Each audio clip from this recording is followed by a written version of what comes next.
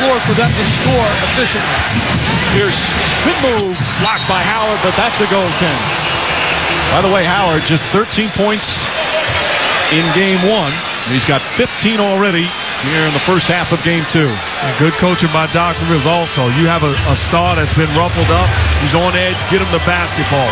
Time and time again since the collision, they've gone to Paul Pierce, and he has stepped up. Reddick. Again, low post to Howard. Spinning. Flips it up and in. Dwight Howard. Huge comeback game here in the first half. And another great pass by Rashard Lewis, getting him the ball in the paint. Lewis has 3 assists, still only 2 points, but helping in other ways. Garnett. Pierce sets up. That's a 3. Paul Pierce. Talk about huge first halves. He's got 22.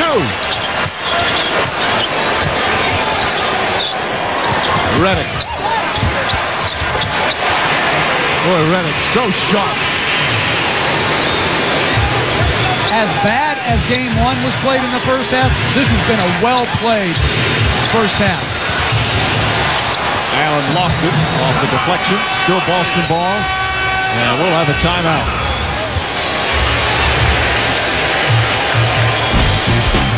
Talk about Paul Pierce. The hard foul by Dwight Howard. Well, you want the truth? It hurts. But the bottom line is you can't handle the truth.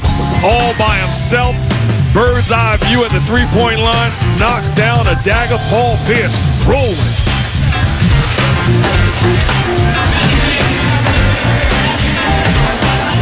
Pieces they have the lead. Paul Pierce. He's the subject of our Miller Lite Taste Greatness. This isn't tasting greatness. This is gulping greatness. This guy has 22, and he's doing it in a variety of ways. 3-ball, pick and roll pull-up, spin back with the goaltend, and then another 3 off a great pass by Garnett. Pierce 22, 7 for 11, after only averaging 13.5 against Cleveland in that 6-game series. You know, so much made about Kevin Garnett's injuries during the season. Pierce was banged up as well. He had a left foot injury. He had his right knee scoped in December, drained in February, hurt his right thumb, his right shoulder. There were some nights he looked like he had really aged. Had one great game against Miami, struggled a bit shooting against the Cavs as Allen misfires, but had an excellent game 1. And boy, has he been superb here in game 2. And an offensive foul on Howard. That's his 3rd foul. Trying to establish position. Pushing off Kevin Garnett. At least the referees have been consistent. Perkins got called for the foul, and then this the same thing. Dwight Howard creates the contact to Kevin Garnett in transition. You got to be smarter. You don't want to pick up your 3rd foul in that situation. And Jeff, you nailed it. Right after that flagrant foul, they are calling it a lot tighter than they did to start the game. And as a player, you have to be aware of that. And I think Mark Jackson has a coaching job already. The way he is praising these officials, where are you going? I said the consistency with the calls being You're Mike Bree now. Oh, no, please. You wash your mouth out with soap. Oh, my goodness. Hey, wait a minute. I can even take a shot at you when you don't even say anything. I criticize officials more than you criticize coaches, that's for sure. Rondo goes with Gortat. Stops, misses, gets a rebound again. Bump, throws it up with the basket. A terrific, smart play from Rajon Rondo. That's great quickness to the ball. Where he misses, there's no way he can beat you to that ball below the rim. And again, you got a gang rebound. Gortat's got to come back. He's got to clean that up. And here's one thing. It's a mindset. So Rondo gets put to the ground, and he's helped up by a Magic player. Now, call me old school if you want, but I don't see anybody in green helping up anybody in white. That's not happening this entire series. You talk about Rondo hitting the deck, well, he's on the floor. Let somebody come and get him. You see the green jerseys looking to sprint and come and get him. That can't be Matt Barnes as the guy helping up Rondo. You are old school, and I like going to school when it's old. Well, one of your teammates was Charles Oakley. If you helped up an opponent, he'd hit you. Not just Charles Oakley, that just was across the board. We didn't accept it. And it was we loved the guys that we were facing. Rondo with the steal, throws it off Nelson. And the Celtics will get it back. They lead by 3. And this is a dangerous time for the Magic because Howard's out, Carter's out, down 3. Who can score and even get a good shot? And I think, you look at, say, who? J.J. Redick. I agree. You use J.J. Redick the same way that he was used at Duke. Run him off the screens. He's great at catching the basketball, either shooting or making plays in the paint. But you know what you're going to see from the Celtics. Paul Pierce has got it going, and they're looking to get him the basketball. Just under a minute and a half left here in the second quarter. Now, you're Jameer Nelson. You have to send Rondo to the left as opposed to let him go to the right. Rondo falls down and throws it, was tipped. Everybody wanted to travel, but they don't call that. In college, that's a travel. In the NBA, you fall down. Unless you gain an advantage, they don't call a travel.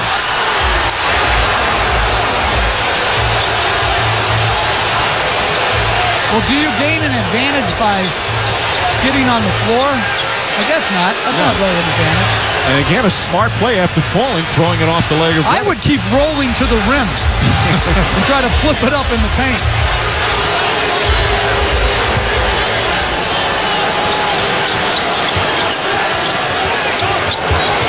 Pierce. Garnett on a pull-up. That's his first field goal. And the Celtics back up by 5 with a minute to play in the half. I like what Paul Pierce did that time, getting Kevin Garnett a wide open shot off the pick and roll. Redick to go top. Pass to Barnes. Barnes tried again, blocked by Garnett. Barnes has had a lot of point-blank looks, just can't get him to go. Rondo crossover, flips it up, bank shot, misses. And a loose ball foul against Orlando. I believe it's against Rashard Lewis. Foul number 9, Rashard Lewis. Well, they're in the penalty. More free throws for Boston. They've taken 33 free throws already combined here in the first half. And the correct call is Kevin Garnett has a clear path for the offensive rebound. Rashard Lewis shoves him in the back. KG going to the line. 28 personal fouls and 33 free throw attempts.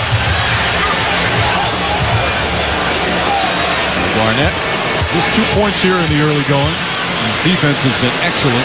He's got 2 blocked shots. A reminder, amazing is being here. Season tickets for 2010-11 are on sale now. Go to NBA.com/tickets to reserve your seats. The NBA, where amazing happens. And I've seen pit bosses change tires in a race car. Rajon Rondo just changed shoes midstream. I'm giving his pit boss a raise. Garnett misses a pair. Garnett has been shooting very well in the first 2 rounds of the playoffs. Not so far here in this series. Boy, extra aggressive on Lewis. Shot clock already down to 7. Redick to Barnes, has to heave it up, puts up the 3. Puts it in as the shot clock expires. Big shot from Barnes. And the Celtics will hold it for the final possession of the half.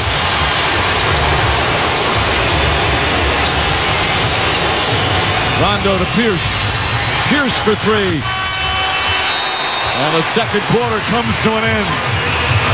Good, tough, physical battle between the 2 best teams in the Eastern Conference. And Boston once again on the road will go into the locker room at halftime with the lead.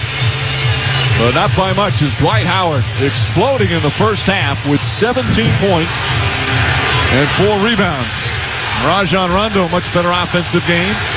Paul Pierce, though, the leading scorer of the game with 22. He's with Doris. Paul, a vastly different level of competitiveness tonight. What pleased you most about how you guys reacted? Well, we knew they was going to come out real aggressive first quarter, get the crowd behind them with a lot of energy. So the key is just to match their first run and just flow into the game. We know they're going to make runs, feed off the emotions of their crowd, but we got to stick with it. Paul, obviously an efficient first half for you offensively. What are you trying to achieve when you get the ball? Just be aggressive. I know I got a one-on-one opportunity there in the mid-range, and if they help find guys but most of all, just stay aggressive and look for my shot if it's not there swinging. All thanks. Mike. All right, Doris, those boos you heard, this is the officials are going off the floor at halftime. A hotly contested physical game, what we expected here in Game 2. After the break, Stuart Scott, Magic Johnson, Michael Wilbon will have the Toyota halftime show. First half analysis and the draft lottery recap. The lottery happening earlier today. Magic needing a bounce-back win after their disappointing performance in Game 1 to lose home court advantage in the series. Trying to even things up. Halftime of Game 2 from Orlando. It's the Magic trailing the Celtics by 2.